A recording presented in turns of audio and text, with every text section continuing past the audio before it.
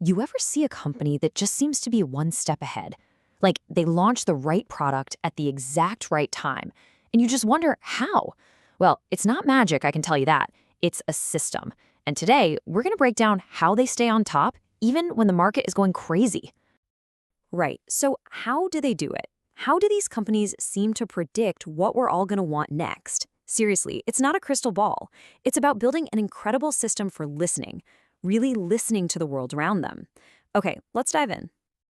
The whole game really just boils down to one thing: having an information advantage. It's all about turning all that noise out there into a clear signal and then using that signal to make smarter, faster decisions than everybody else. And at the very heart of this advantage is something called a marketing information system, or MIS for short. The absolute best way to think about this is like a company's central nervous system. I love that analogy. It's constantly feeling what's going on in the world, processing all those signals, and then shooting that vital information to the brain, the decision makers, so the company can react and adapt in real time. So, what does this nervous system do all day? Well, a huge part of its job is to scan the horizon. See, the really successful companies, they don't just stare at their direct competitors. Nope. They are constantly monitoring six major forces in the wider environment, because that's where every opportunity and every threat comes from. Let's break them down. First up, we've got the demographic environment. This is all about people. Simple as that. We're talking population growth, major age shifts, ethnic diversity, even how family structures are changing. Honestly, these trends are usually the most solid clues you can find about what the market's going to need tomorrow. And this right here is a perfect example. Think about it. When a massive generation, like the millennials, moves into a new life stage, say, starting families, bam, entirely new markets just pop up out of nowhere. All of a sudden, there's this huge demand for premium high-tech stuff like these super advanced strollers. A simple demographic shift created a massive market opportunity. Next, you've absolutely got to watch the economic environment. This is all about purchasing power. How much money do people actually have to spend? How is that income spread out across the population? And what's their attitude towards saving versus spending? The answers to these questions pretty much determine what people can buy and what they will buy. So here's the key thing to remember. The economy isn't just one big blob. You've got all these different income levels, and that creates totally separate markets. You've got one for high-end luxury goods, like this car. And at the exact same time, you've got these huge markets for value-focused stores. Smart companies know exactly which slice of the pie they're going after. Third on our list is the sociocultural environment. This is the world we all grow up in, right? It's what shapes our core beliefs, our values, our norms. And these cultural forces, they quietly influence everything. I mean, everything, from the food we like to the brands we feel loyal to.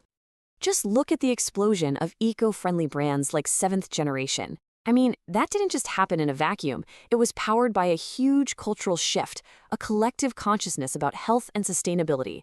Brands that can tap into those powerful core values, man, they can build incredibly deep connections with people. Okay, number 4 is the natural environment. And we are seeing a massive global shift here. Companies are dealing with everything from shortages of raw materials to intense pressure to be better environmental stewards. But listen, this isn't just about threats. It's also about massive, massive opportunities. In fact, this whole push for corporate environmentalism has sparked an incredible wave of innovation. It's literally created entirely new industries built around green tech. Everything from renewable energy, like these giant wind turbines, to sustainable packaging and clean transportation. Then you've got the technological environment, which is maybe the most dramatic force of all. Technology is this relentless engine of what economists call creative destruction. Just think about how smartphones basically made dozens of other gadgets totally obsolete. Every single company has to be watching for that next wave of tech that could either create their entire future or destroy it. And finally, number 6, the political legal environment. This is the whole world of laws, government agencies, and regulations that basically set the rules of the game for business. And these rules can change on a dime with a new administration or public pressure, creating brand new possibilities and sometimes brand new headaches. For any company that operates globally, this gets incredibly complex fast. The business laws, the political stability, the whole vibe in one country can be the total opposite of another. Figuring out how to navigate this landscape is absolutely critical for survival. Okay, so we've scanned all these forces. We're gathering all this data. But just collecting information, that's only step one. The real magic, the part that separates the winners from everyone else, is when you turn all that raw data into genuine insight about what's coming next. So the process, at least in theory, is beautifully simple. First, you scan those 6 environments to spot the important trends.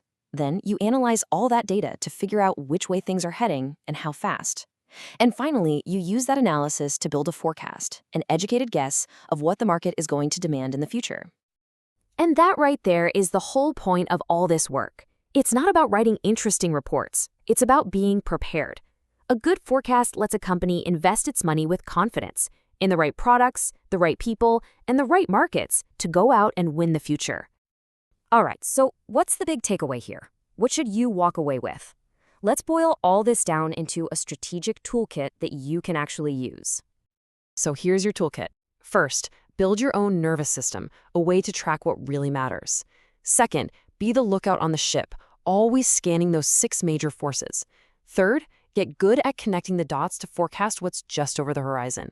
And finally, and this is the most important part, turn that insight into a real competitive advantage by making smarter decisions than your competition.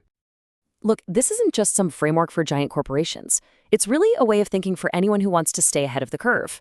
So, that leaves us with one final question to think about.